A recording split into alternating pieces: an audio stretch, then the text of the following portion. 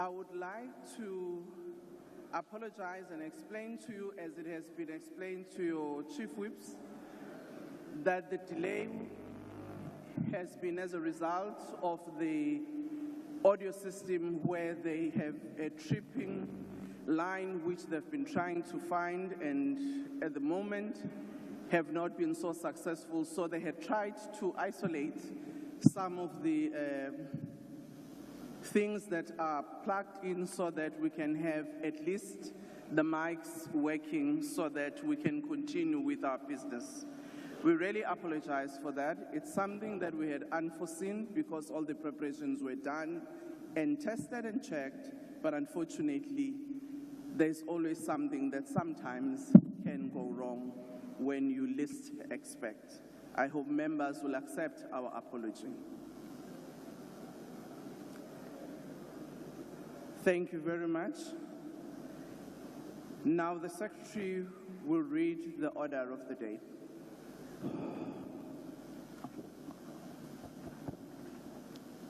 Debate on the opening of Parliament address.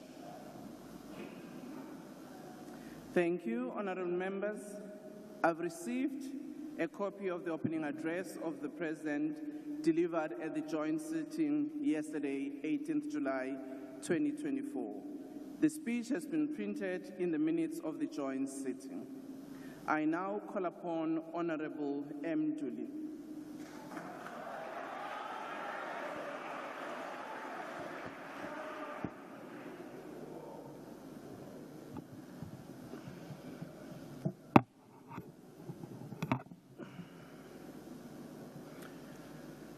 Thank you very much, Madam Speaker, the Chairperson of the National Council of Provinces, His Excellency President Cyril Ramaphosa, the Deputy President of the Republic, esteemed members of Parliament. Madam Speaker, in his masterful book titled The Frontiers, the Epic of Africa's Creations and the Tragedy of the Xhosa People, historian Noel Mostert recounts a tale from the 19th century when a Boer general extended an offer of alliance to King Insa of Amaxhosa to resist the encroaching British forces. The offer was ultimately rejected by King Insa, likely informed by a deep-seated mistrust of both the Boers and the British. Yet again, in 1902, the Treaty of Vereeniging was signed between the British and the Boers, ending a South African war and establishing self-government under British rule in the Transvaal and the Orange Free State. Yet the Africans who valiantly fought at that war were excluded from the negotiating table. Among the Boer generals, it is said, were those who championed the inclusions of Africans to address the native question, but their voices were equally ignored. We can only speculate on the trajectory our country would have taken had King Insa accepted the alliance that was offered to him. Nor will we ever know where our country will be today. Madam Speaker, we also know that Zululand had been broken up into 13 smaller territories by the British government, and later realized that the futility of breaking up the Zululand and restore King Cetshwayo as the paramount leader. However, they left uZibhebhu kaMapita with his lands intact. When King Dinizulu succeeded his father, King Cetshwayo kaSenzangakhona, he contested succession with uZibhebhu. In that contest, King Dinizulu appealed to the British for support, but received no response. He then offered rewards of land to the Boer farmers from the Utrecht and Vryheid to join sides with him and help restore order to unite Zululand and the Zulu Kingdom. Madam Speaker, these episodes are a microcosm of our nation's fraught journey. They serve as a poignant reminder of the intricate dynamics that have shaped our past. They highlight the profound significance of alliances and consequences of our choice. When people are faced with the threat of annihilation, they come together and or seek one another to overcome seek one another to overcome their threat for their continued existence and to thrive. Our democratic breakthrough is under threat, and it is not business as usual. As the ANC, we've invited our people to join in a reasoned and robust debate towards the reconstruction and development of our country, rather than depending on charismatic populism, which often defines our national discourse. The processes which started with the arrival at the Cape of the Dutch settlers resulted in the transformation of our country into a settler colonial state, what we characterize as colonialism of a special type. As a settler colonial state, ours did not differ from how similar settler colonial states such as in the US, Australia, and Israel behaved towards the indigenous population. They dispossessed the indigenous population of its country, handed it over as the property of the settlers, and treated the indigenous population as subordinates and subhuman. The difference between us and the US is that our indigenous population, united in spite of their language and tribal divides, remained by far the overwhelming majority relative to the settlers. Madam Speaker, this is what made it possible for this majority in 1912 to unite under the banner of the African National Congress, to rise up to end colonial settler colonialism state, and to proclaim that South Africa belongs to all who live in it, black and white. A united South Africa later declared in the Constitution that South Africa belongs to all who lives in it, united in our diversity. The African National Congress is unwavering in its objective to create a united, democratic, non-racial, non-sexist, and a prosperous South Africa in a peaceful world. We are the first to admit that despite the progress we've made together over the past 30 years, more still needs to be done to create a South Africa that is truly united and prosperous, to build a non-racial society, to create development opportunities for all South Africans, and of course to improve the quality of life of all our citizens. Madam Speaker, a towering giant of our struggle for freedom, Inkosi Albert Luthuli, in his message to the Congress of the People gathered in Clifton Park, 1955, 69 years ago today, he had the following to say, and I quote, "The task of gaining freedom in our multiracial society is of considerable magnitude and will tax severely the determination and the courage of the best of us. But the need and the urgency for the task and the justice of the cause demand of us to be willing to pay the supreme price for the noble cause," unquote. His words, Madam Speaker, steeped in the profound wisdom and courage, resonate through the corridors of time, and remind us of the immense responsibility we carry today of building a better life for all our citizens.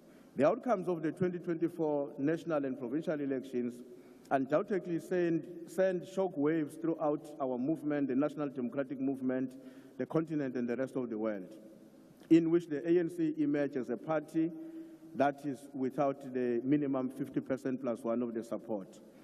And of course, we've got to admit that it is not difficult to identify the reasons for the increasing support of the ANC in the past elections. The socio-economic situation in our country was changing for the better, directly benefiting the masses of our people. The GDP growth at an average of 3.6%. The number of people with jobs increased from 8 to 14 million. The average GDP per capita increased by almost 40%. Access to basic services such as water, housing, electricity, and energy and infrastructure was expanded. However, the period between 2008 and 2022 saw a major reversal of some of the strategic gains. That constituted a major setback on the advancement of the National Democratic Revolution. The outcomes of the May national and provincial elections confirmed that reality. Despite all of that, the ANC resolved to forge unity among South Africans across race, religion, creed, and that support is unwavering. All our policies are based on creating a prosperous South Africa that truly belongs to all who live in it, united in their diversity. Madam Speaker, in the words of our beloved leader and President, Comrade Oliver Tambo, in which he said, and I quote, "Without unity, we are weak. Without action, we will remain oppressed.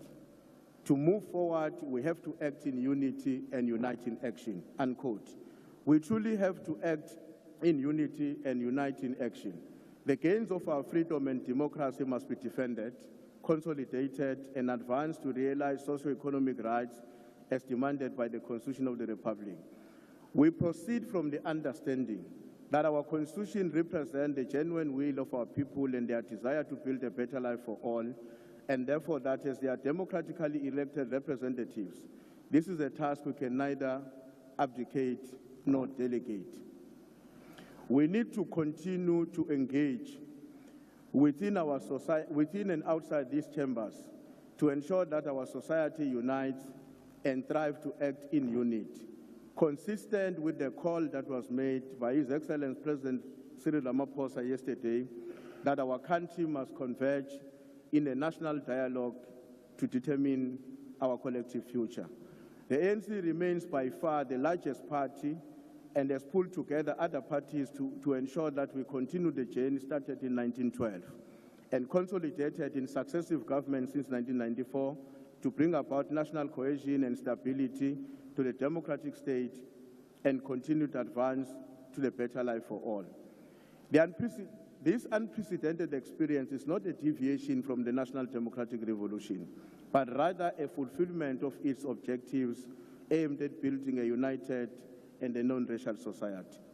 Madam Speaker, over the past 30 years, our policies have driven social and economic transformation, and we intend to accelerate this trajectory. Thus, the vision of the Government of National Unity to address comprehensive needs of the masses of our people, unlike coalitions that narrow their focus to political power management. Madam Speaker, the statement of intent has as its underlying pillar rapid, inclusive, and sustainable economic growth, driven by a commitment to industrializations and high rates of investment, jobs creation, and social change. President Cyril Ramaphosa, through his opening address yesterday, has outlined the program of the executive for the year ahead. As the ANC Parliamentary Caucus, we stand ready to support the Seventh Administration to ensure stability and prosperity of our country and the continent, while ensuring strict fidelity, accountability, and transparency. We must renew our commitment to bridge the gap between the people and their parliament and their government. In this regard, we pledge to work collaboratively with all political parties represented in this august House, recognizing, of course, that each party carries the legitimate voice and the aspirations of its constituents. Our political differences should not make us enemies, nor should they invalidate anybody's rights as enshrined in the Constitution or call to question our patriotism. This is a spirit with which the ANC Parliamentary Caucus commit to conduct itself. Madam Speaker, our commitment to the principles of the National Democratic Revolution remains unwavering. We believe that the path to a united and prosperous society presented to us by the current context lies in our ability to pull together across party lines. This is not merely a political strategy, but a moral imperative, rooted in our shared history and our collective future. Thank you very much. Your time is up. Thank you very much. Honorable Dr. M.J. Hlophe.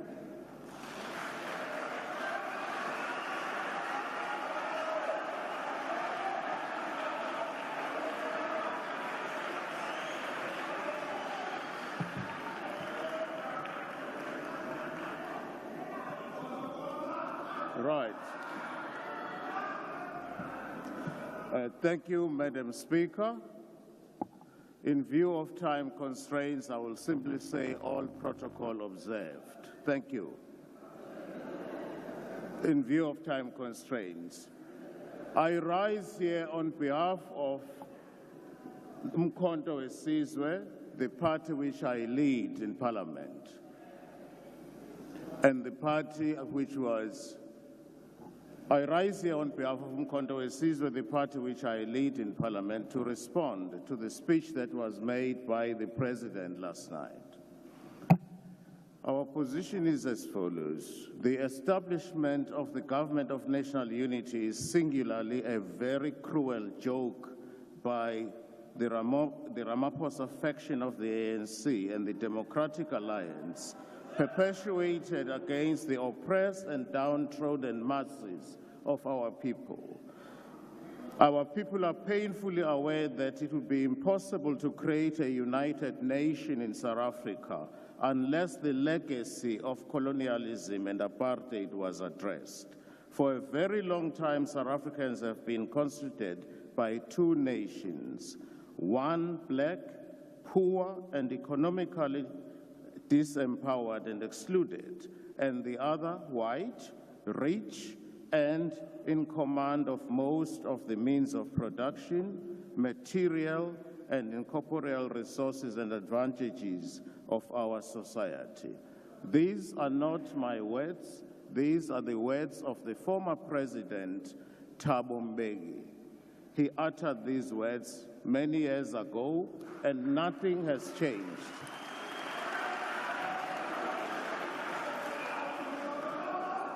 Nothing has changed fundamentally since Thabo Mbeki made those remarks. My question to you, President, is this. Through what magic do you hope to forge a national unity of the oppressor and the oppressed, the exploiter and the exploited?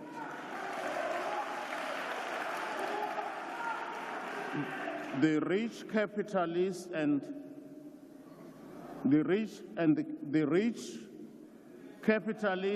the toiling and exploited working class. Our position is very clear. When the ANC could not secure majority, it became desperate, and the government, so-called Government of National Unity, was no more than a desperate and deliberate attempt to hold on to power. That's what it's all about. That's what it's all about. Now, if the ANC formed the so-called Government of National Unity on the basis that it was the largest party, you ask yourself, why was that principle not extended to the province of KZN?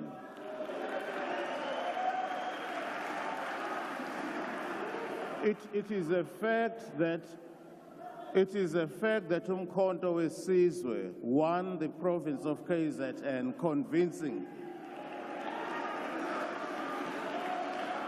We know that.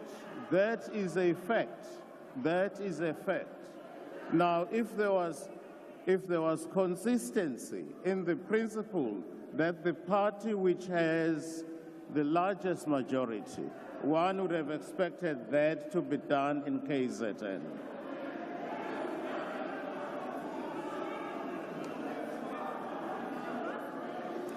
The students of political science, Mr. President, will tell you a simple fact.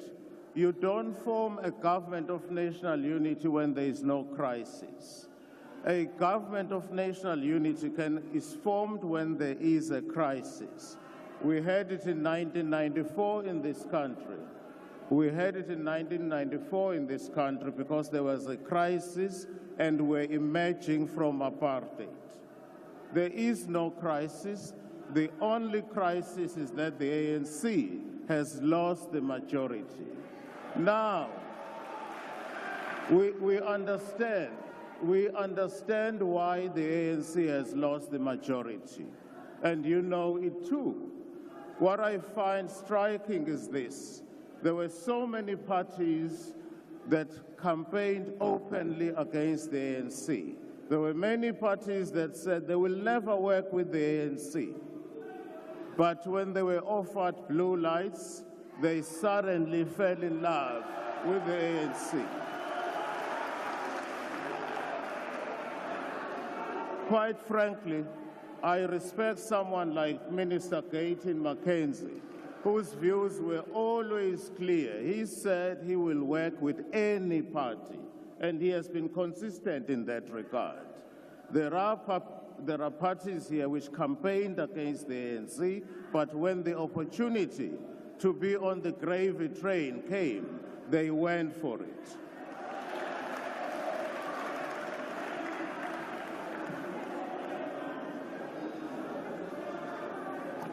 The MK party is very clear. We are aware that your propagandists have been spreading the lie that a national unity government in South Africa could help deepen democracy because it means no one political party can impose its agenda on all and sundry. But we are not fooled, Mr. President. We are not fools. It is very clear that the DA has a veto power in respect of the so-called government of national unity.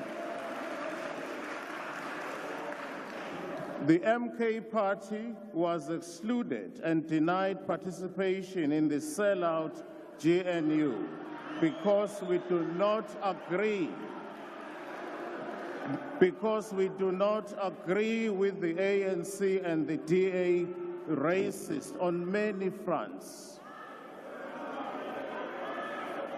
In our manifesto, we were loud and clear. I quote, "The MK party is committed to transformative change across all sectors of South African society. Our policies are designed to address the most pressing challenges we face today." Order. Order, honorable members. Can we all be in order and allow the speaker on the podium to proceed? I will go back to our manifesto. The MK party is committed to transformative change across all sectors of South African society. Our policies are designed to address the most pressing challenges we face today: economic inequality, inadequate access to quality education and healthcare, national security threats, inequitable land distribution, and the need for robust traditional leadership and foreign policies that reflect our values and aspirations. Through our manifesto as the MK party, we aim to lay down a clear path towards a more equitable, secure, and prosperous future for all South Africans. The restitution of land to Black South Africans remains a yardstick against which sellout ANC and DA-GNU government, against which your performance will be measured. Land has symbolic value to us. It means so much to us. As President Mandela once said in 1995, with freedom and democracy came restoration of the right to land, and with it the opportunity to address the effects of centuries of dispossession and denial. In a similar vein, President Luthuli of the ANC once declared the following. He said, "Without land, there is no dignity."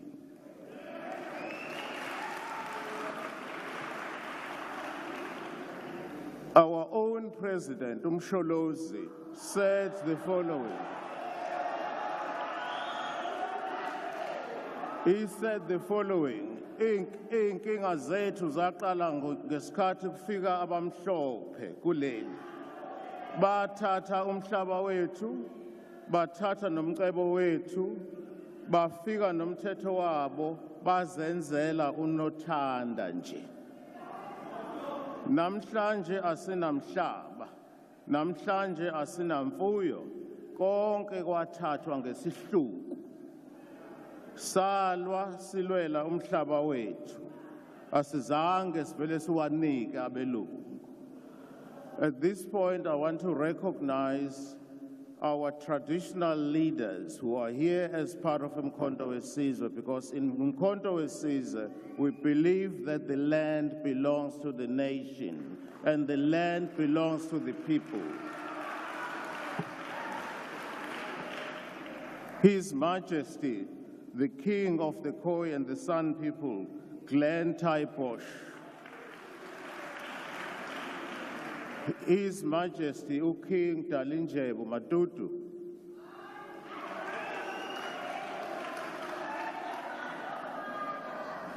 His Majesty, King Zwelethu Mthethwa is here.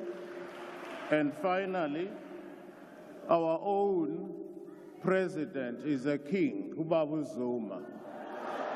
Yes, he is. Order. Our position is very clear. Order. Our position is very clear. Honorable members, when we are heckling, we can do so without drowning the speaker. If we want to converse among ourselves, we can also do so without drowning the speaker. Can we please allow the speaker to proceed? Our position is very clear. Umkhonto weSizwe was formed because we believe that the ANC of Ramaphosa is not capable of delivering.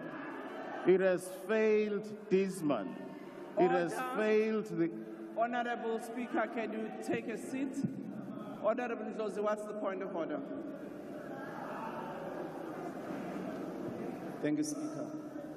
There are people in the House, Speaker, who are drowning the Speaker. We never disrupted anyone. Order, honorable members. I want to hear the point of order. What's the point of order, Honorable Ndlozi? I'm saying that you are not protecting the Speaker on the podium. He's been drowned. I've just done that. Because people are losing their heads here. I don't know. Honorable you lost votes, Ndlozi. now you are losing your Order. heads. Listen to the Order. honorable judge. Honorable With Ndlozi. discipline. Honorable Please, Ndlozi, Speaker, take your seat. protect the Take Speaker your on the seat. podium. Order, honorable members. When we make points of order, we do just that. We don't have a debate. Can we now ask Honorable Sope to proceed with his speech?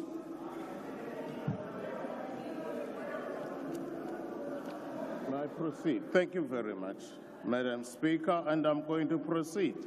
Order. The Chief Whip of the DA, what's your point of order? Thank you, Madam Speaker.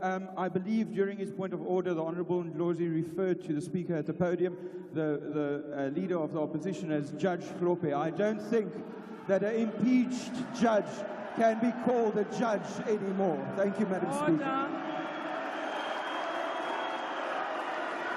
Order, honourable members. Honourable members, I have ruled, can we all be in order and allow the Speaker on the podium to proceed? Honourable member, you have your point of order. Well, I'm not going to descend to that level. I've got Honourable better Speaker, titles. can you take your seat? Yes, honourable member, what's your point of order? Yeah. Ngibawa yinto. I know that you are not sitting there as umuntu wakwagogo. Sibawa ukuthi indlu kube ne-order. Ngoba into leyenzeka nje. Mase kunomunye in particular ama-racism akakhuluma la. We will respond with the way they are. Order, honourable member. Ujudge Hlope akaliswe our leader ukuthi aqede ispeech sakhe, please. Honourable member. We have listened to Chief Whip Can you please take your Azange seats? simdisturbe, please. Ngicela ukuthi amalunga ahloniphekile alendlu yesishayamthetho sonke silalelane. Ngikhulumile nani nonke ngathi sicela ukuthi sinikeze umuntu oseqongeni akwazi ukukhuluma. Kodwa nonke uma senikhuluma senixokozela akazukwazi ukuthi simuzwe. nathi thina ke esimxhasayo ngicela nje ukuthi sonke simlalele. Qhubeka lunge hloniphekile. Thank you, Madam Speaker. Mr. President, in 2022, the World Bank reported that inequality in South Africa gave South Africa an unfortunate inequality in South Africa. South Africa is a country which has a problem to do with inequality. It reported that 80% of the country's wealth was in the hands of 10% of the population. And it is the black population who factor most in the poorest category. The report places the blame for the income disparities directly on race. The legacy of colonialism and apartheid, rooted in racial segregation, continues to reinforce inequality in South Africa, the report stated. This is clear proof that the end of formal apartheid in 1994 did not end the real problems that we have in this country. And against that, I'm asking you, President, how are you hoping to sustain the so-called government of national unity when your interests are fundamentally and diametrically opposed in the so-called government of national unity? As the MK party, we are interested in genuine and real transformation of South Africa. This cannot simply mean having a nice, toothless constitution or so-called world's best constitution. We are not and can never be satisfied with our judges regurgitating Roman law, which was imported into this country through the genocidal force and forced down our throats. When we were colonized, we had our own systems of justice in place. African customary law, which is close to our heart. Colonization brought with it a foreign legal system, Roman Dutch law, and this was done in order to protect and preserve the interests of those who colonize us. I challenge you to tell me a single country in Europe which is governed by African law.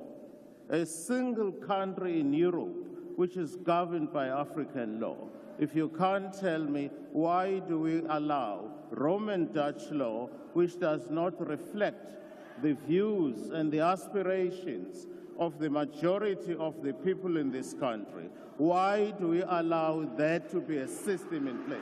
Why?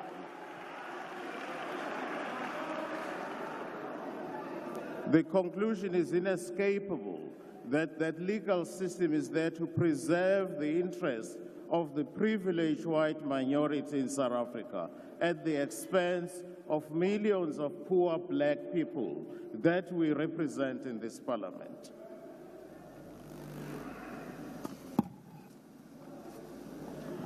It is our considered view that the speech that was delivered by the President yesterday fails on so many fronts.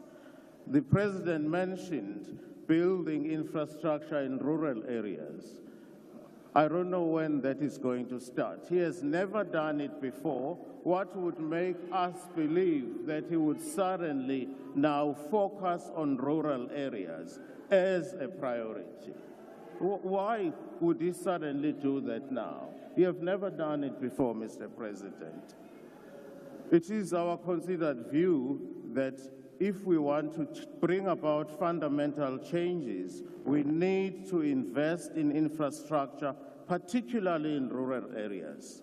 Now, the problem is, where is money going to come from? Because we keep borrowing money every day, Mr. President.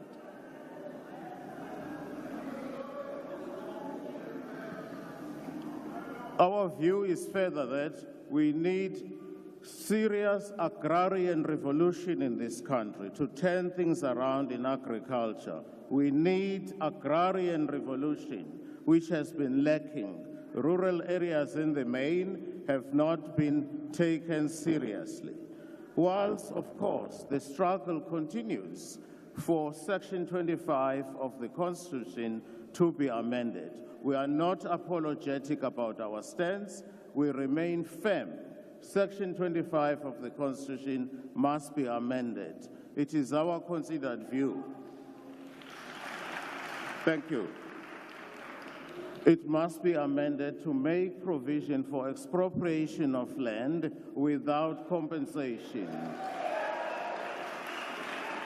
That is the only way we can redress imbalances of the past and ensure that each and every South African has access to land in this country.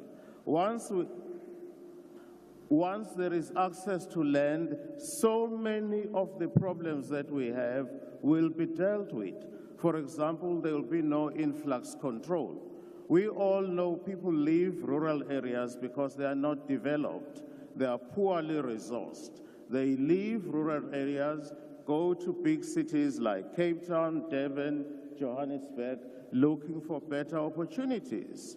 When they get there, there are no opportunities. But if land were to be restored to our people, they will be confined in those areas, provided they are developed. There will be no need for them to leave those areas and go to urban areas. Furthermore, access to land will ensure that everybody has bread on the table. I know there are members in some of the parties who say there is Ingonyama Trust land, for example, in KZN, and that land is not being used. That is clearly a lie. People who live in those areas are not dependent on your 350 rand per month, Mr. President. They are serious farmers. They practice subsistence farming in those areas. They are not dependent on your 350 rand for them to live. So we need to invest in agrarian revolution, make sure we turn things around. The other way of generating jobs, which is covered in our manifesto, we should reintroduce compulsory military training. That will absorb our young men and women who have no job and teach them to be disciplined. It will immediately turn things around. There is no question about it. We clearly need to reduce spending. It is very clear as a result of this bloated cabinet. It's all about blue lies. It's all about fancy cars, and you have forgotten the reason why you were elected, Mr. Ramaphosa, in the first place. We have forgotten the reasons. You have, to put it bluntly, you have sold out.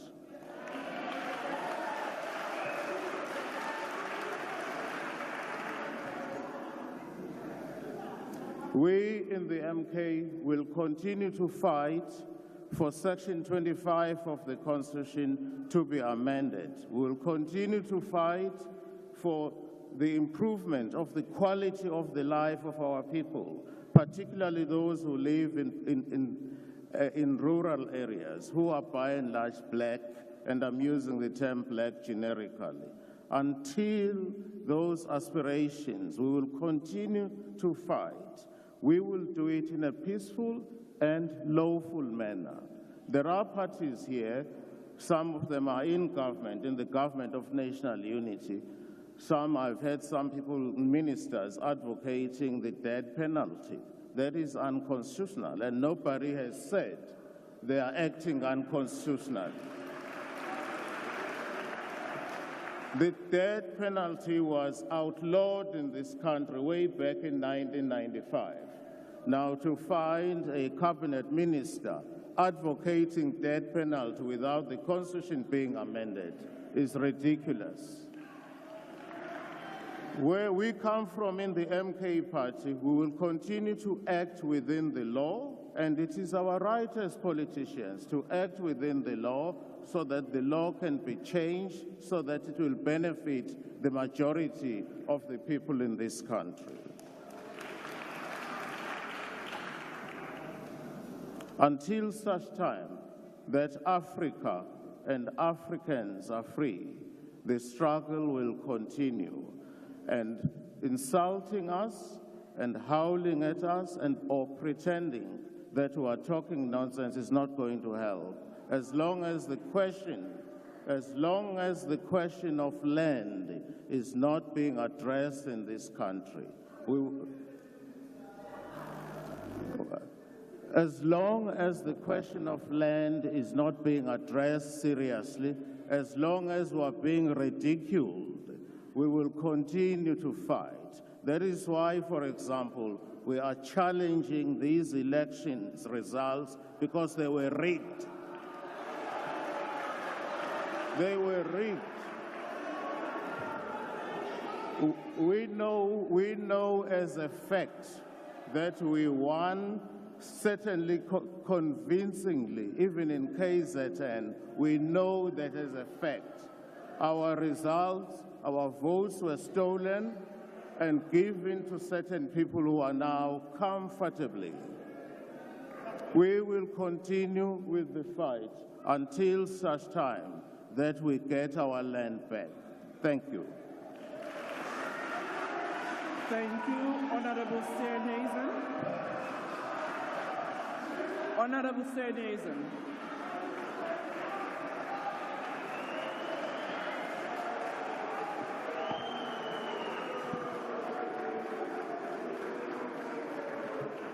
Thank you very much, Madam Speaker.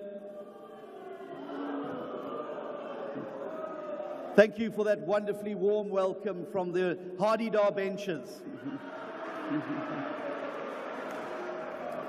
Madam Speaker, Mr. President, for far too long, our country's enormous potential has been held up and held captive by political forces that seek to break down rather than to build up. Order, honorable members. Order, Honorable Speaker. Honorable Ndlozi, what's the point of order?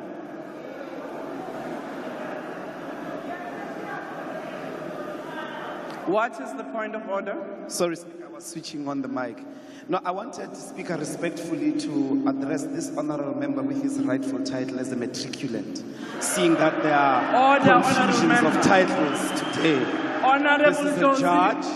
Honorable Now Ndlozi. you have a matriculant. Honorable Ndlozi. Honorable members. Order. Honorable members, you have just been into an induction after your election. You were advised what are the points of orders, what are the rules, and it's very disappointing that some of you are doing exactly the opposite. Honorable Ndlozi, you know that was not a point of order, and it's actually spurious. Order, Honorable Steenhuisen, can you proceed? Thank you very much, Madam Speaker. I think that the grannies and the pensioners and the Stokvels who had their money stolen from them at VBS don't sleep any better knowing that the people who stole from them have doctorates and master's degrees.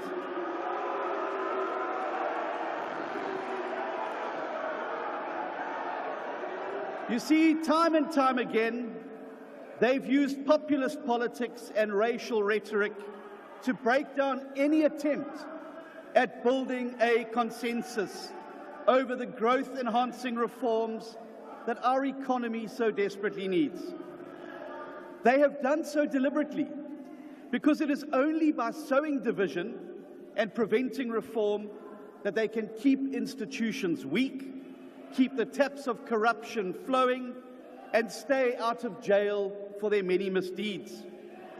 For far too long, we've allowed those who seek to break our country down for their own personal benefit and gain to hold back the builders who yearn for a South Africa with a growing economy that creates millions of new jobs.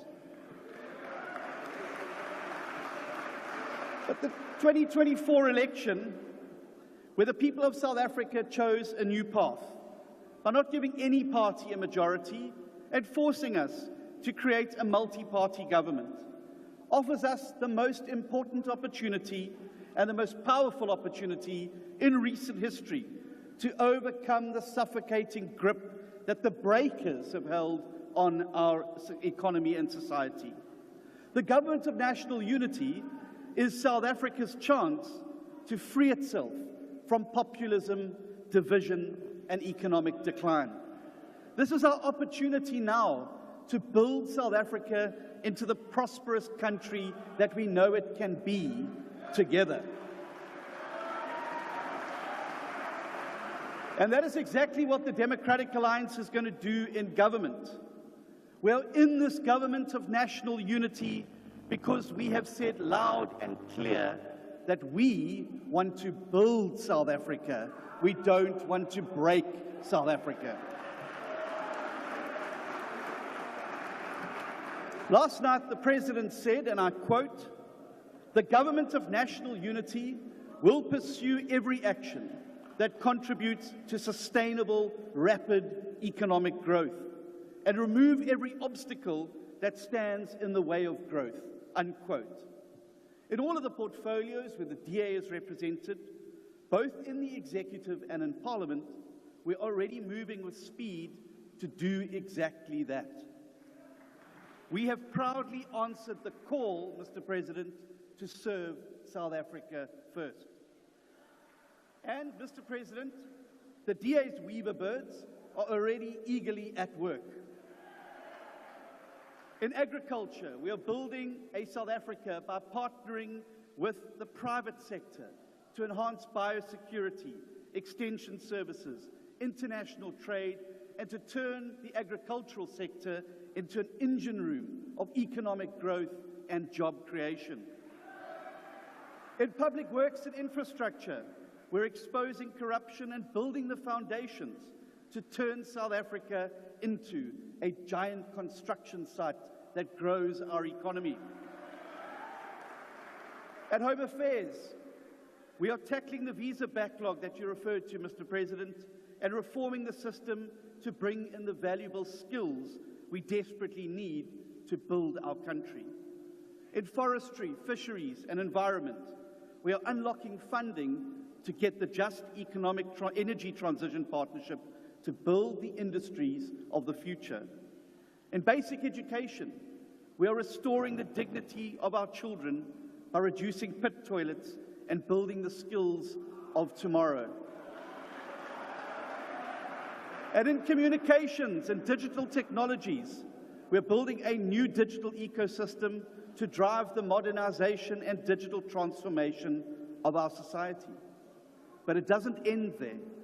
In finance, trade and industry, energy, higher education, small business development, and water and sanitation, DA deputy ministers are also helping to weave the reforms that we need to grow our economy. In Parliament, the DA Weaver birds are just as busy helping to build the home that we all want. Our portfolio committee chairs are going to drive reforms through the legislature to ensure that we remove all legislative obstacles that stand in the way of unleashing the growth that our country needs. Mr. President, the recent Cabinet Lekgotla that you convened has given us the key ingredients. Honourable Sianezan, can you take your seat? Honourable Member, what's your point of order?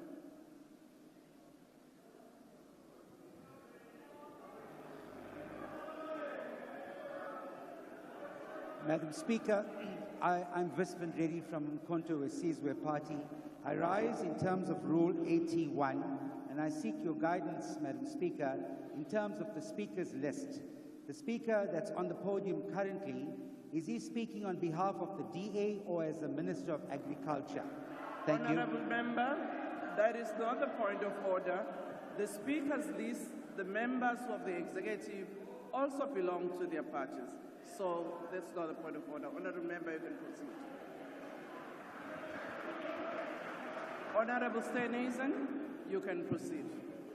He may be ready, but I'm able.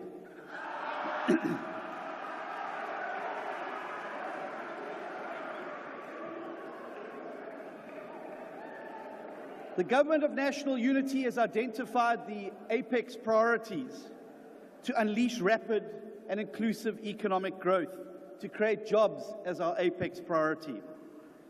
To achieve this, We have identified and committed to a responsible fiscal path that reduces the national debt in order to free up more money and resources for productive investments.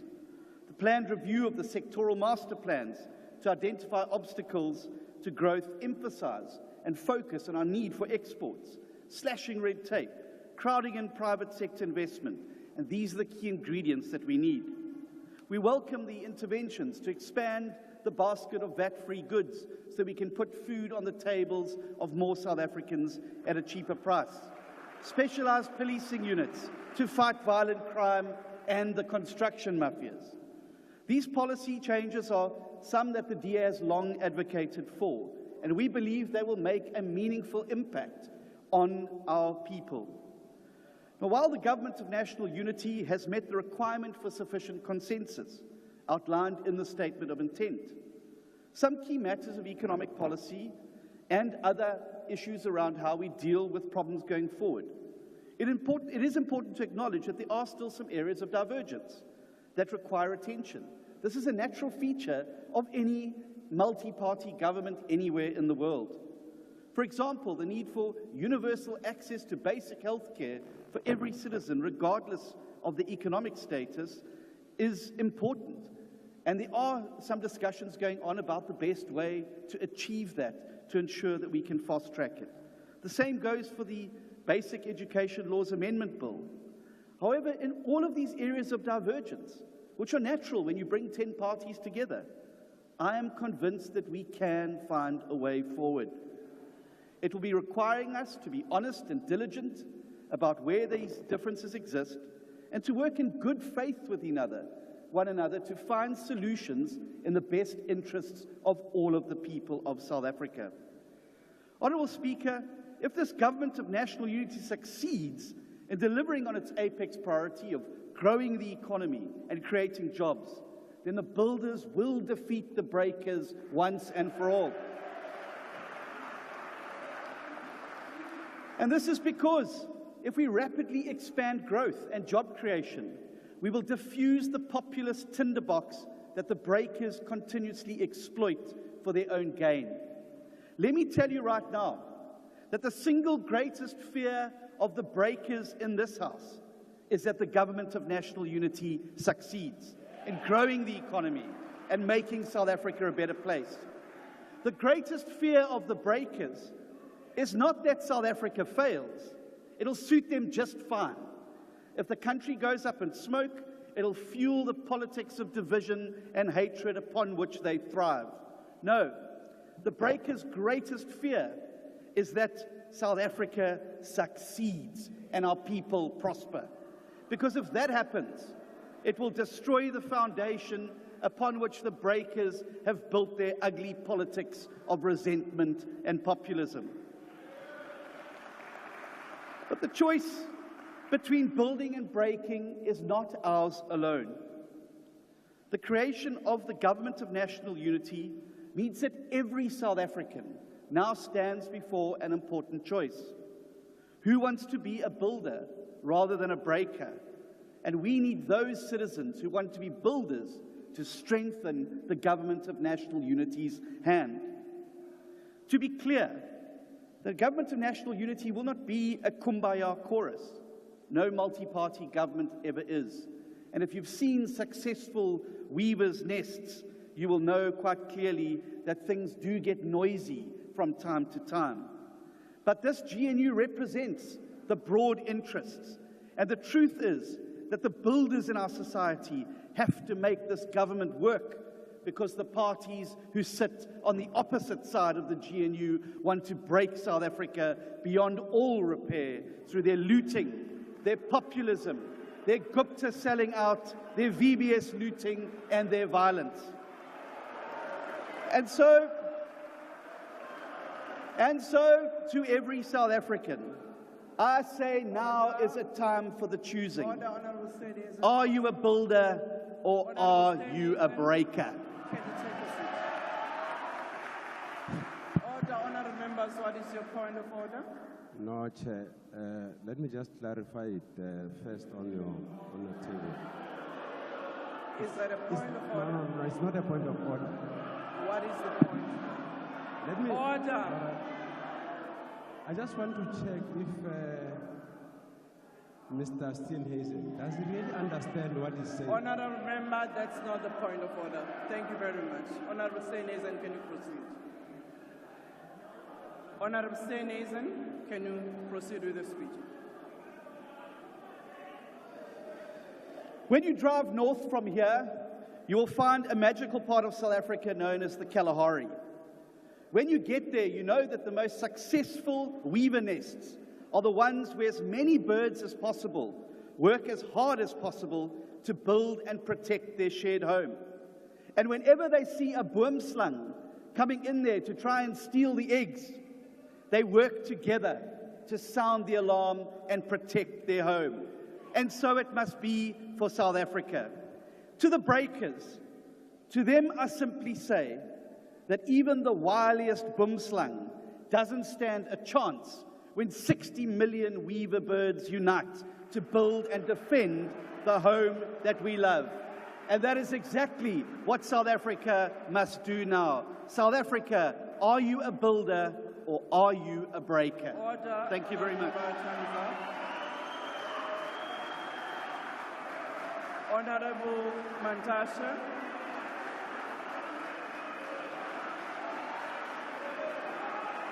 Order, honorable members.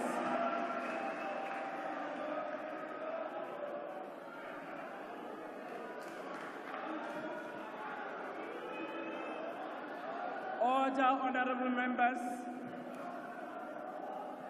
Honorable Mantashe. Thank you very much. Honorable Speaker of the National Assembly, Mamtoko Titiza, Chairperson of the National Council of Provinces, Umerifilwe Mtsweni-Tsipane, the President of the Republic of South Africa, His Excellency Cyril Matamela Ramaphosa, the Deputy President of the Republic, His Excellency Paul Spokoshe Mashatile, honorable members of this House.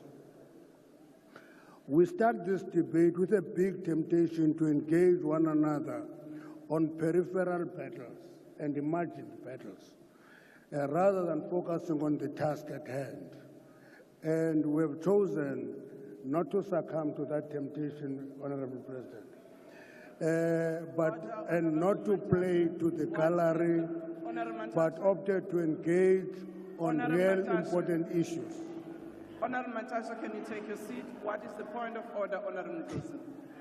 Speaker, I wanted to check if it's parliamentary for Honorable Mantashe to put the wrong button in the wrong...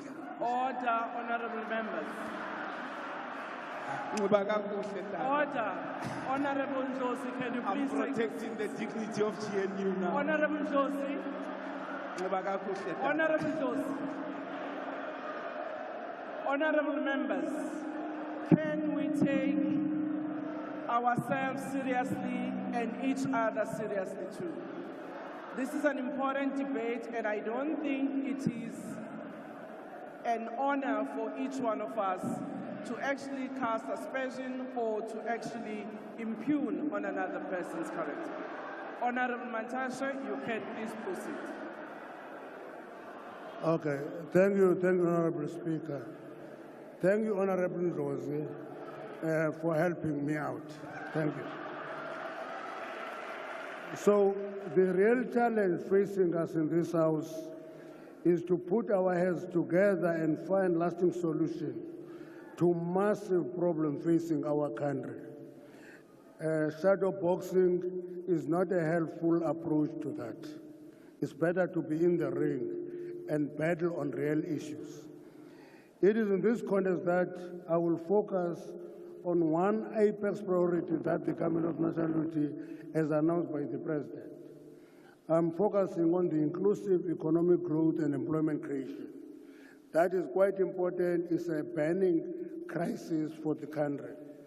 The National Development Plan 2030 enjoins us to eliminate poverty, reduce inequality, and make it a priority for all of us to create employment opportunity for the people of South Africa. If we subscribe to the objectives of the NDP and agreed that we have a collective responsibility to address high unemployment.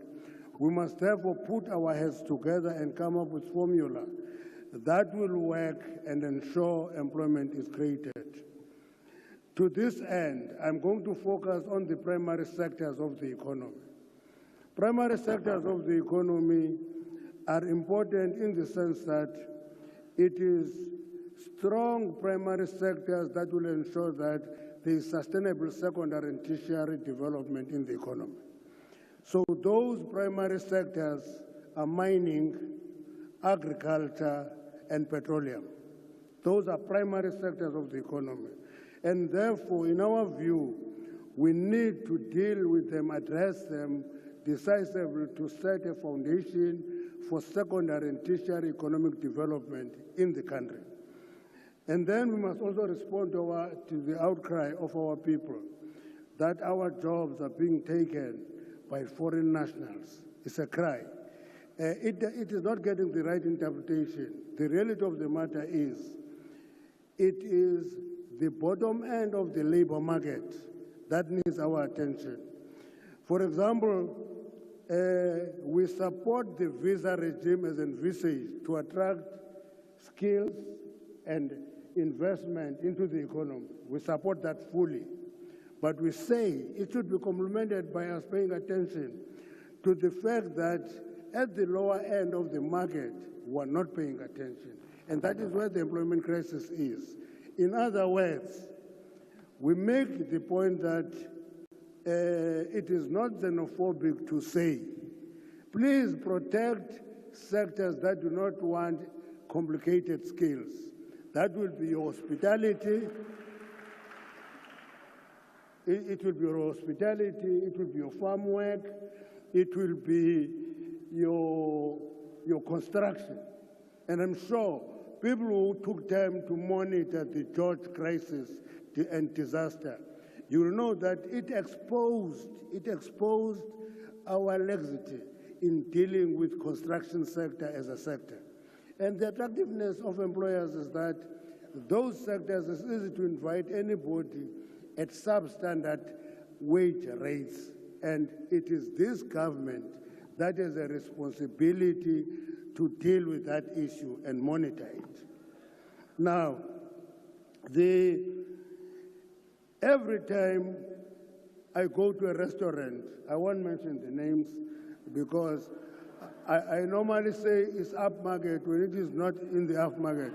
That is the legacy of being a rural boy. But you go to a restaurant, I hardly get served by a South African.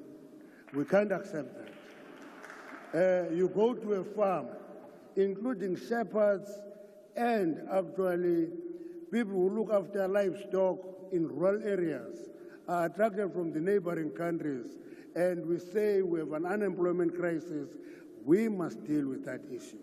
So, having said that, it is quite important, therefore, that we confront the question of cheap labor being an attractive alternative to employment creation. We must deal with that issue. Now, we must draw a lesson from the mining sector.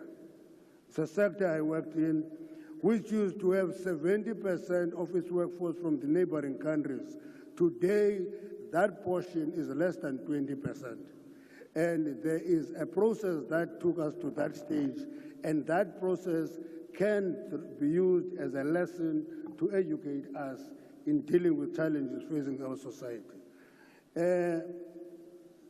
For us, in the mining sector, as we set sights on addressing obstacles granting mining permits and licenses, we must translate this emergence of new mines irrespective of size. If we accelerate dealing with the backlogs, new mines must be built and people must be employed. We firmly believe that the 400 million seed capital provided by the department working with IDC is a good start, because mining starts with exploration where you discover quantity and quality of a mineral. Then you can mine and then you can process, it goes on.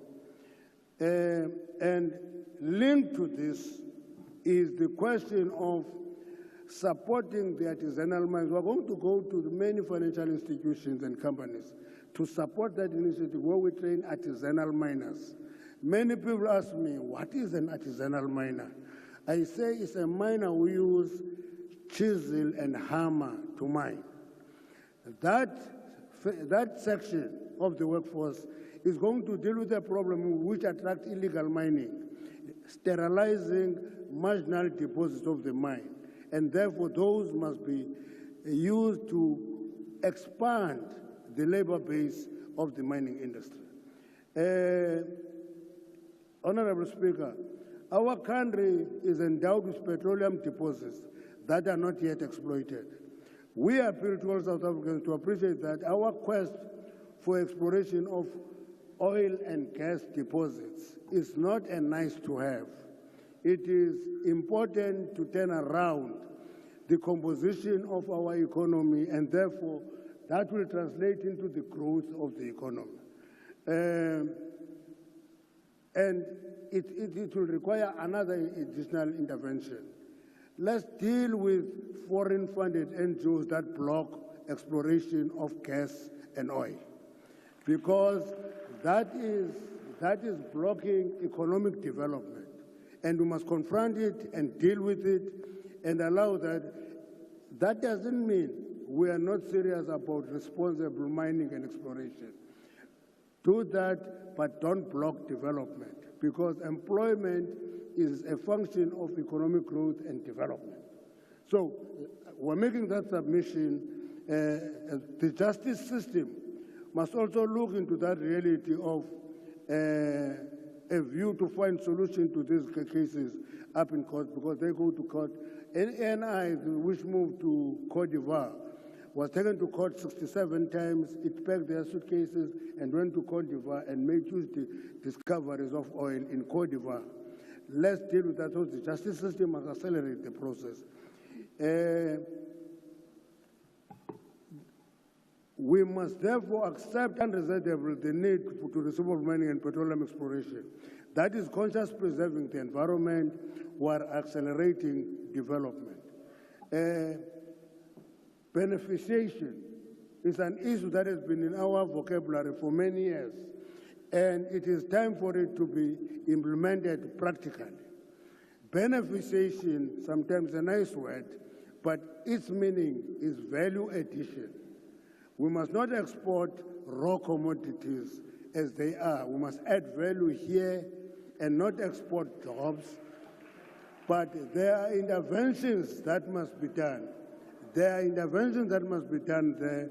The first one is that for beneficiation to happen, we must have reliable, efficient, and affordable electricity supply. Because if you don't have that, beneficiation will collapse. Number two, we should actually have an incentive scheme for beneficiation. Beneficiation is an economic activity in the value chain of mining, and it should be treated as a business. Therefore, incentives are important for that section. That may include granting tax holidays to attract beginning of that sector. It can also mean taxing exports to discourage export of raw commodities. And therefore, we must engage the business to introduce a particular electricity dispensation. For example, there's nothing wrong in developing a commodity price-linked electricity tariffs. We did have it in this country. We can look into those alternatives.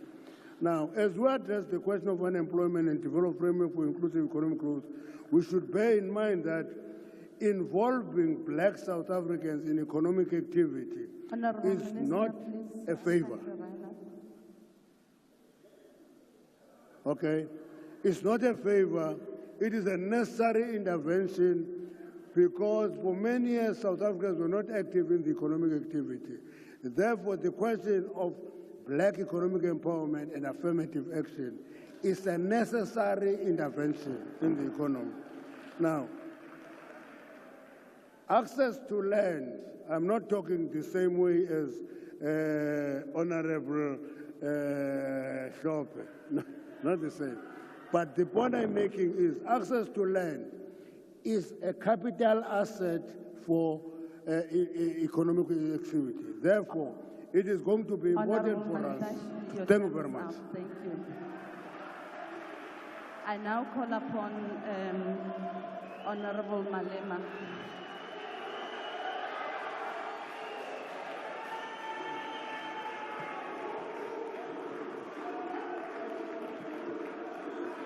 Thank you very much. We want to acknowledge the leadership of all political parties that form part of the progressive forces here in Parliament. This includes the leadership of Umkhonto weSizwe Party, the African Transformation Movement, the United African Transformation, and the National Colored Congress. We want to salute the people of South Africa who have rejected the former liberation movement that has enjoyed political power for the last 30 years. Today, that era has come to an end. It is beyond doubt that the former liberation movement failed to turn the political power into economic power. As our forefathers in the liberation struggle in the African continent said, political power without economic power is meaningless.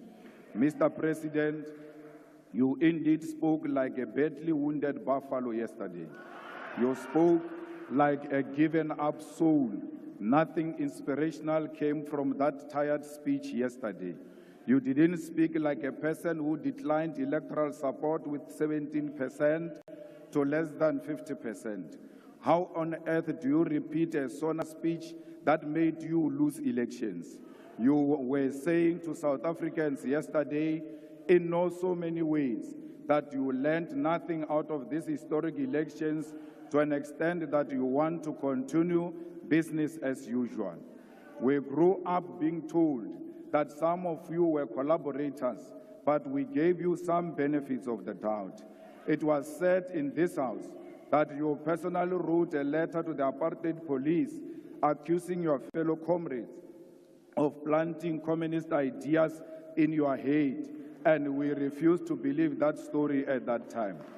It now makes sense that despite the apartheid regime being so oppressive against all freedom fighters, you peacefully and uninterruptedly attended university and you were given your first job by the ambassadors of apartheid, capitalism, and colonialism. Without a hassle, you bought yourself a first car and a house with the assistance of the Urban Foundation, which was anchored by the Ruperts and the Oppenheimers, while your comrades were sleeping under trees in exile and languishing in jails. We asked ourselves as to how did you form a union of mine workers without being a mine worker?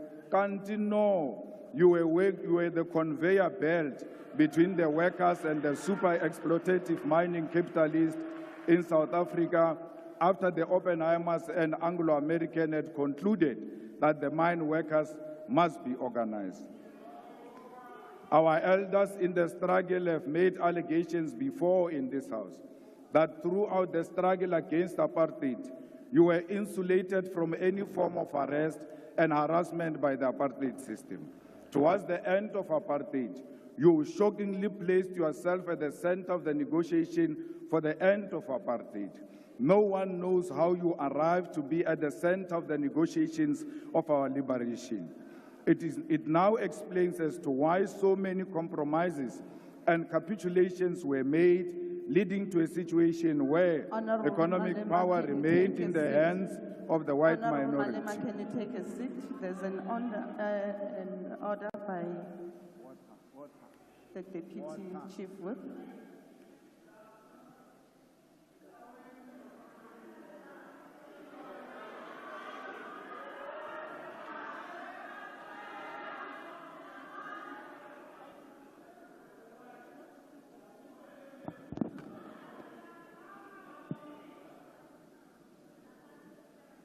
Honorable Chairperson of the NCOP, you instructed that the honorable member, Honorable Malema, must sit down before I raise my point of order. Honorable House Chairperson, Honorable Chairperson of the NCOP, the Honorable Malema is casting aspersion on the President, on the persona of the President. Can he please bring in a substantive motion to support his statements that he's making in the House? Thank you. Thank you very much, Honorable Chief Whip. The order is sustained.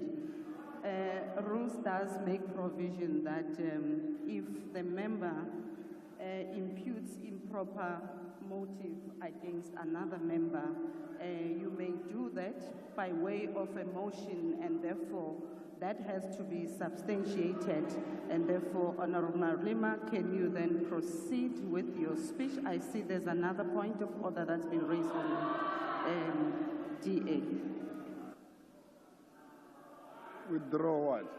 Thank you, Madam House Chair. Madam House Chair, I rise on a point of order in terms of Rule 92.10, which indicates that when a point of order is raised during the debate, the member called to order must resume his or her seat, and after the point of order has been stated, the presiding officer by the member raising it, the member raising the point of order must likewise immediately resume his or her seat when she has concluded his or her submission.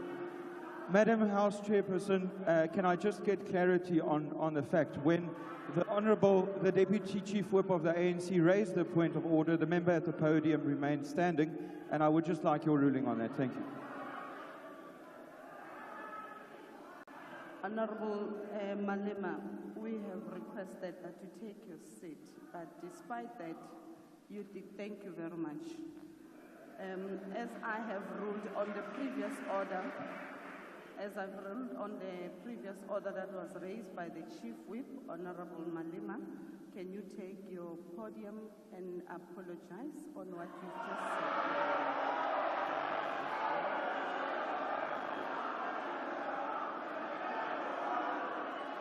The order of the I must apologize for not sitting down. Can you take your seat, Honorable Malema? The order was raised with regards to casting aspersions on the President. Can I be allowed time, honorable members? I will then allow you space. Order, honorable members. The order was raised with regards to the honorable member casting aspersions on the President, and accordingly. Honorable members, can you please take your seat? I have not recognized you, Honorable Shibambo. Can you please take your seat? I have not concluded.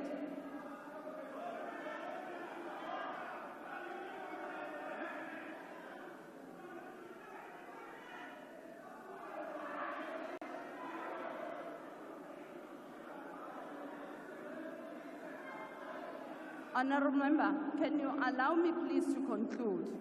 Honorable Malema, you can take the podium, but please, can you please withdraw, or rather not repeat what you have said earlier on as you proceed with your speech? Honorable members, please, can you? Honorable members, honorable members. Honorable Malema, can you sit down? Honorable Shibambo.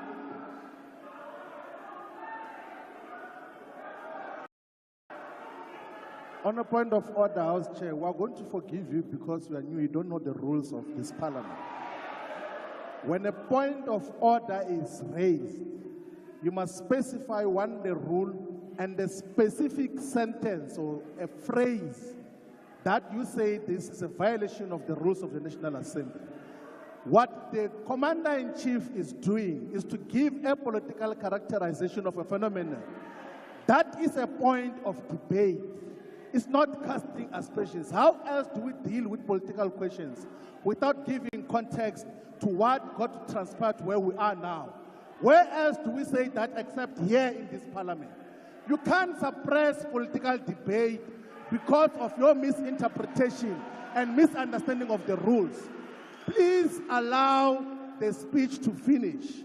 And then when we later on go to Rules Committee, we're going to illustrate to you with proper evidence when we're inducting you that the rules do not say what you are saying that you must withdraw. Please be patient with this process. We are going to understand them when time progresses. Currently, your application is incorrect. Thank you, Honorable Shibambo. Honorable members, Rule 53 makes provision that if a member makes personal reflection on the member's integrity that are equally offensive or damaging, which cannot be necessarily substantiated.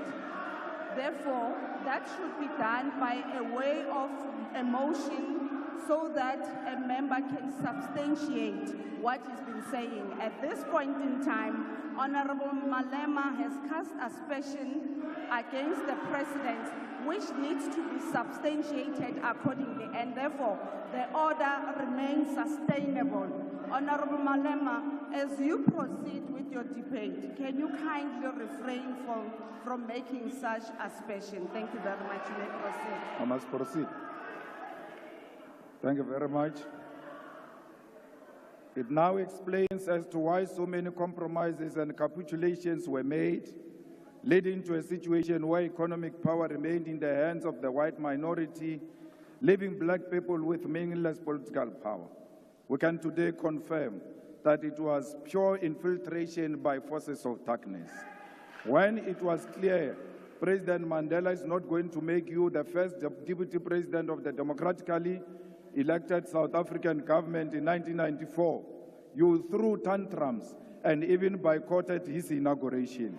The same President Mandela you asked us to celebrate yesterday, you missed the historic moment to do so in 1994 because of personal aggrandizement.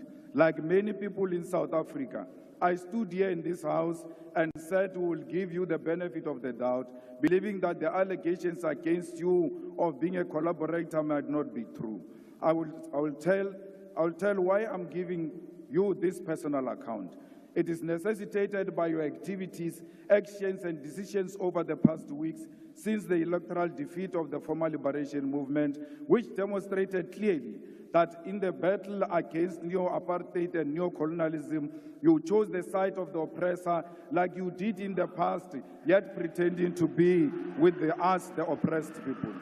Why will the apartheid beneficiaries say that among all black political leaders, you are the only one they can work with, to an extent that you are called a better black with a better accent, and you believe them over us?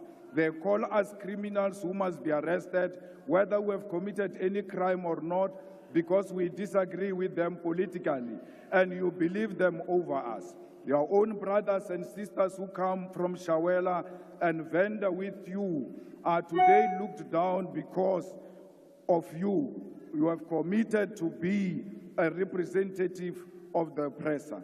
The white capitalist establishment is willing to turn a blind eye to even serious allegations of wrongdoing against you, because through you, they believe that they will perpetuate the exploitation of the oppressed class and reverse the gains of the political freedom attained in 1994. It doesn't matter what you say, but we want to state categorically that the coalition between the Democratic Alliance and the former liberation movement is a sellout position typical of collaborators who sacrifice and compromise the struggle against apartheid and colonialism. White minority arrogance has increased under your term of office. You should have seen them yesterday when you were speaking. It was like you are a true Tabaneka Koko Helen Zille. You boldly take these counter-revolutionary and reactionary decisions because you know you have a full protection of white capitalist establishment. All the things you said yesterday are meaningless because they are exactly what you said in the 6 State of the Nation addresses you have given since you became president in 2018. None of the commitments you made during these State of the Nation addresses have been met. You state here that the vision you are operating under is still the National Development Plan Vision 2030, whose targets have never been met and will never be met. The NDP had targeted to create a certain number of jobs, but joblessness has increased. The NDP target was to reduce unemployment by 14% in 2020, but today unemployment is 32.9% and more than 12 million people are jobless. Even if you meet the target tomorrow of achieving 14% unemployment, the fact of the matter is you miss the target here. The NDP target was to reduce poverty from 39% by 2030, but poverty today is more than 50%. More people live on poverty under your presidency than any other period in the past 30 years.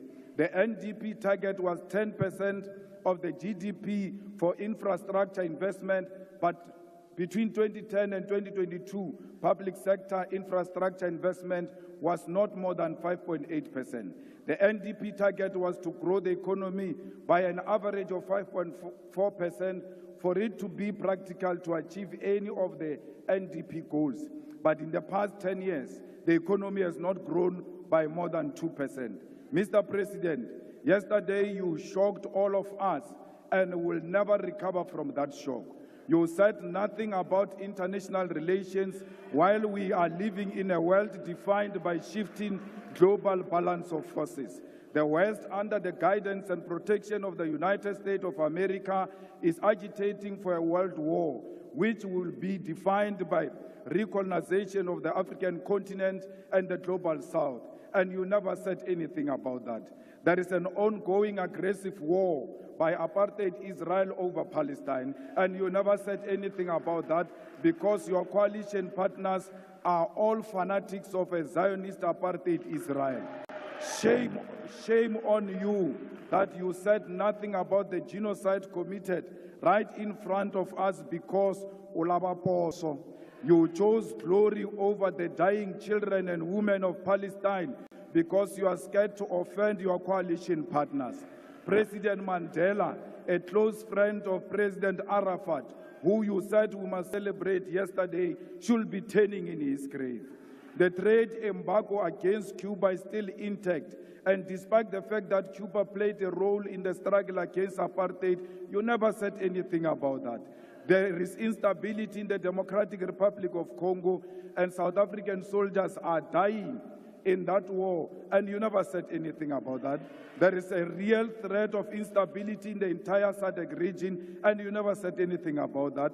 There is loss of life in South Sudan, but you had nothing to say about that. The BRICS Forum has been joined by additional countries such as Saudi Arabia, Ethiopia, Egypt, Argentina, Iran, and United Arab Emirates, and you never said anything about how South Africa should maximize these strategic relations to grow the economy.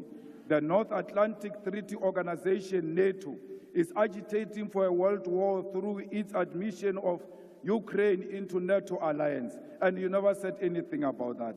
This is happening while South Africa has discovered strategic oil and gas natural resources, which in itself, Minister Mantashe, is a cause for global security, but your president said nothing about that.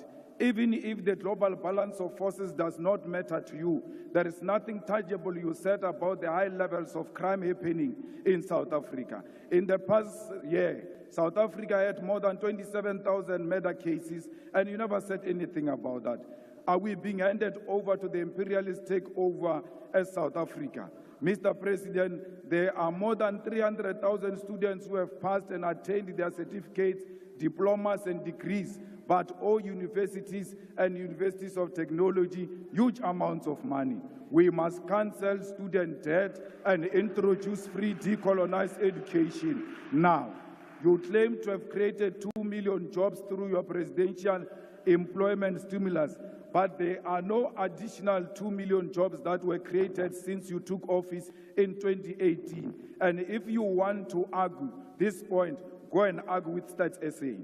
Another issue we need to highlight is that Kusile Power Station added an additional 800 megawatt into national grid 2 weeks ago. You never mentioned anything about that. Instead, you chose to mention 256 megawatt of unreliable energy by independent power producers, which was plugged into the grid in the Northwest Province.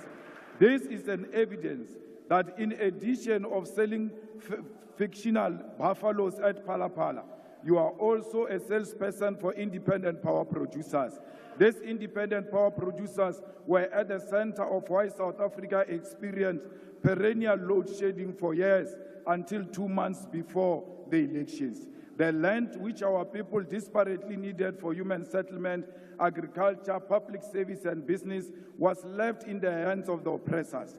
Our people were told about willing buyer, willing seller, in a situation where violence and genocide were used to learn the dispossession of the Khoi, the San, and all indigenous people of our country. We'll amend Section 25 of the Constitution in our lifetime to allow expropriation of land without compensation.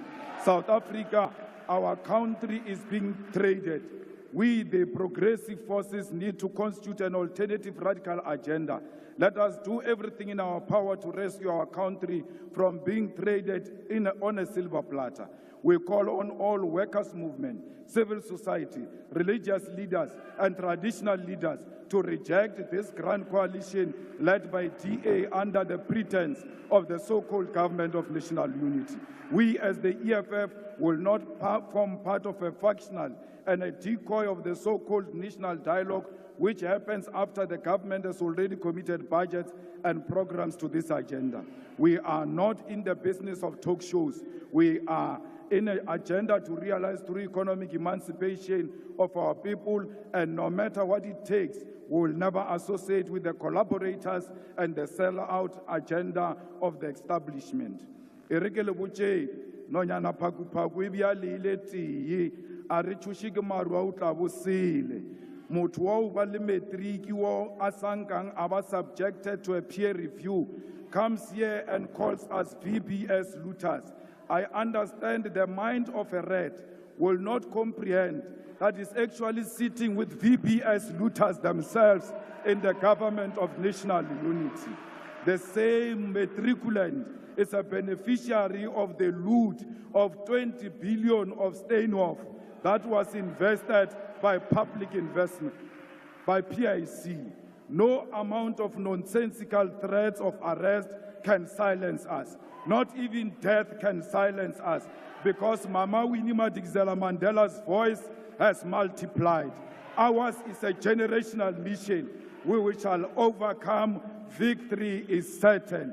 We want to tell you now, your days are numbered. Thank you very much.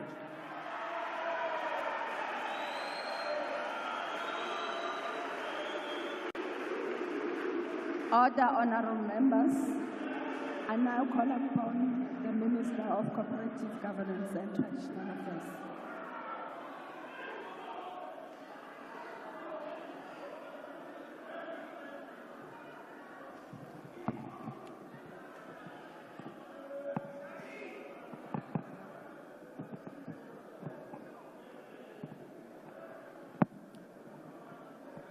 Honorable Speaker, Honorable Chairperson of the NCOP, Your Excellency the President, Honorable members of the 7th Parliament, the past few weeks have been a whirlwind of activity. Parliament has changed, portfolios have changed, cabinet have changed, and the government have changed. The people of South Africa who went to the polls on 29 May placed the future of our country for the next 5 years in the hands of a coalition government.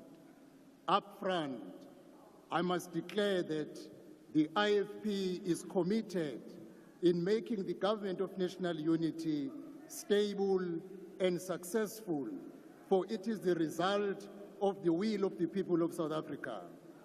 The GNU is not about politics, but is about the will of the people and the future of our country. We campaigned and expressed our views to the electorate. But the electorate, in response, said, work together. Your Excellency, the IFP has been frank and honest about the state of our country and the needs of our people. For 29 years, the IFP, led by Prince Mangosuthu Buthelezi, remained in this house as a voice of reason, urging those in power to do the right thing.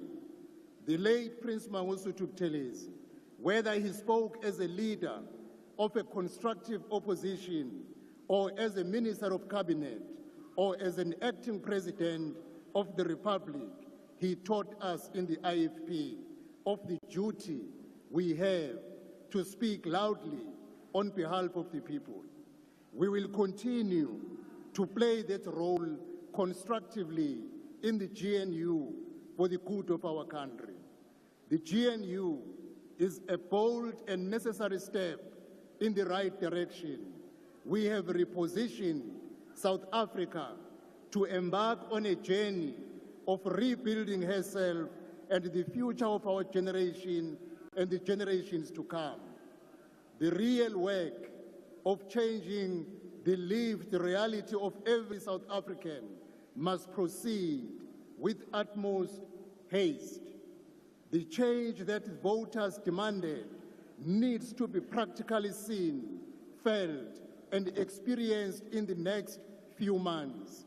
The IFP welcomes the plan laid out yesterday evening by the President in pressing the reset button and opening a new chapter for our country under a collective wisdom, skills, and capabilities of leaders who chose to work together for the sake of the people of South Africa.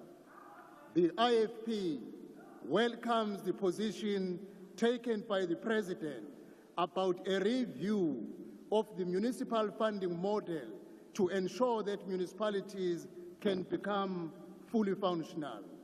This will mark a turning point in our history's 30-year history. As we build on the foundations laid, let us build with new energy. The IFP believes that the local government is a critical sphere of government to impact the lasting development and change in the lives of the people of South Africa. It is for this reason that Cocta's budget speech this week was themed, open quote, every municipality must work, close quote.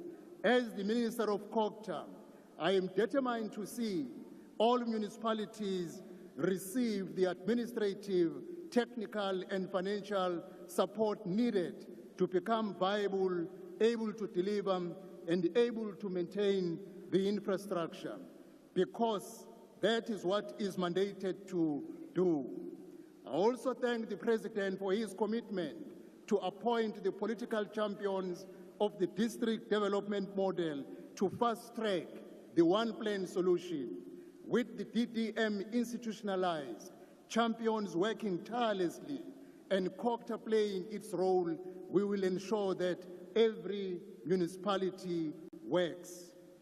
Because traditional and cohesion leaders are key role players in a stable democracy, the IFP will champion the interest and deepen the working in partnership with the traditional and cohesion leaders.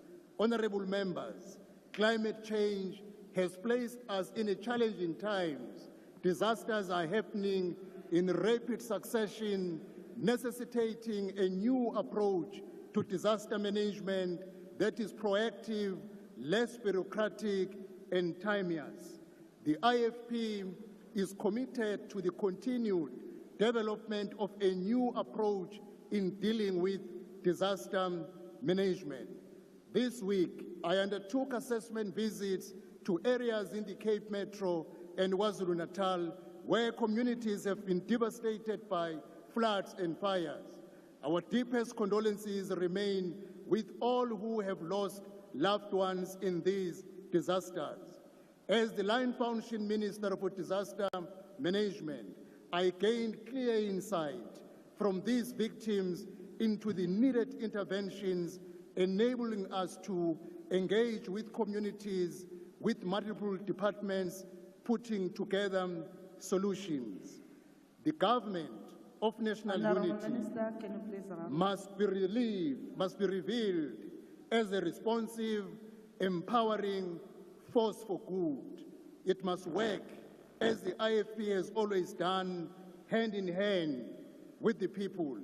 The IFP is committed to a national dialogue to address social cohesion, landlessness, and the growing gap between the rich and the poor. We are committed in creating a stable GNU that is responsive and delivers. This is the commitment of the IFP to the people of South Africa. I thank you. Thank you.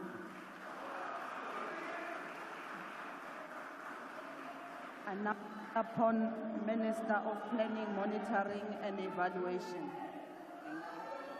Thank you very much, Chairperson of the House, Madam Speaker, Deputy Speaker, Chairperson and Deputy Chairperson of the National Council of Provinces, Your Excellency President Ramaphosa, Your Excellency Deputy President of the country, Deputy President Mashatile, honorable members, ladies and gentlemen. In 2010, a group of young people who were leading the ANC Youth League at that particular time went to Zimbabwe to go and do a study, and they had an opportunity to meet with the late President Mugabe. And one of the things that he left, and I was part of that delegation, and some people, of course, that are no longer in the ANC, we were told something that I felt that has actually guided some of us in agreeing and celebrating the government of national unity. The late President Mugabe said to us, when he went to visit President Kwame Nkrumah in Ghana, he said, you must never sacrifice principle at the altar of political expedience. Honorable It Minister, is for this reason. There's a point of order. Can you kindly take your seat? Honorable Ndlozi. Can you take your seat, Minister? Do I take a seat? Okay. Minister, who led the delegation to Zimbabwe? Honorable Can you Ndlozi, give us please on the take a record, seat? please That's take not South important. Africans into confidence as to who led the delegation to Zimbabwe Honorable of the Ndlozi, can you ANC please Youth take League? your seat? Allow the minister to continue with her speech. I will not answer that. And he did say that in order to guide us politically, so that in our plight to grow in politics, we must always remember what constitutes a principle. In this regard, Excellency Mr. President Ramaphosa, I would like to congratulate the members of the GNU because they did put their political differences aside, came together to build a government that would then now take South Africa forward. They forgot whatever it is that they believed against each other and said that, what do we need to do to serve South Africa? What do we need to do to ensure that South Africa move forward and we do respect the electorate that put us where we are? So congratulations, Mr. President. Congratulations to the members of the GNU, because in most cases, GNUs are constituted over a long period. With ourselves, it was constituted within a month. So for that, I would like to say you did very well. You stick to principle, and that's what needs to guide us and make us move forward. Honorable members, in April 2024, 30 years of democracy was actually celebrated. We did that by commemorating this milestone when the President launched a 30-year review report on the 8th of May 2024, and that report represents the government's assessment of progress made from 1994 to date. The review was based on a set of 13 thematic goals that were identified by the National Development Plan, and these priorities were actually also done in the 6th administration. On the 30-year review and social transformation, the orientation of the public service has shifted from serving the minority to serving all sections of the population. Consequently, in 2022, the number of households by access or had access to electricity, piped water, sanitation, and that one has increased in 80%. This has removed millions of households from deprivation, thereby improving indicators of multidimensional poverty index and the Human Development Index. South Africa's social wage is one of the most comprehensive in the world and has proven to be an effective anti-poverty tool. The social wage covers all healthcare services, free water and electricity for the indigent, free schools, public housing, school nutrition, and early childhood development. And this has expanded financial support for students at universities and TVET colleges through the NSFAS. Priority 2 that the President has spoken about in the MTDP has actually spoken to this, and we will be building on top of what we have already done before in the 30 years to ensure that our people are served. Our country is moving towards a universal access to education at all levels, and it has improved overall educational outcomes and skills development opportunities, resulting in an improved population-level educational outcomes, such as the literacy and levels of educational qualification per age cohort. These are important pillars for a modern, knowledge-based society. Equally, we have improved access to healthcare and are now working towards an ambition of universal access to health. Among others, the expansion of clinics, hospitals, and the healthcare infrastructure, increased primary healthcare, has already serviced more people, and it has also included the fact that we are almost accessing what we have set for ourselves. We have also seen that there are a lot of healthcare diseases that has reduced, such as the AIDS-related deaths. The National Development Plan remains our lodestar, and the long-term plan as adopted by Parliament in 2012. Its goals are the eradication of poverty, reduce inequality, and reduce unemployment. The 10-year review of the NDP highlighted that insufficient progress has been made, but also proposed corrective actions for the remaining 6 years of this implementation. It is for this reason that in this MTDP of 2024 to 2029, which is the 7th administration, we will concentrate on making sure that we move the needle as it relates to the priorities of the NDP. To support the implementation of this NDP, the Medium-Term Development Plan of 2024-29, which is the 5-year plan that I've just spoken about, has been developed, and this was based, of course, on the fact that we needed to align to the NDP, but it has also been informed by the fact that we had, as the GNU, a statement of intent that we came together to agree upon for the sake of South Africa. Emerging areas of priority which have been outlined in the address by the President last night has centered around inclusive economic growth and job creation. And Honorable Malema, the President did speak about international relations. He has alluded to the AFCTA and many other things. I wish you could have listened, because you would have heard exactly how we are going to move forward as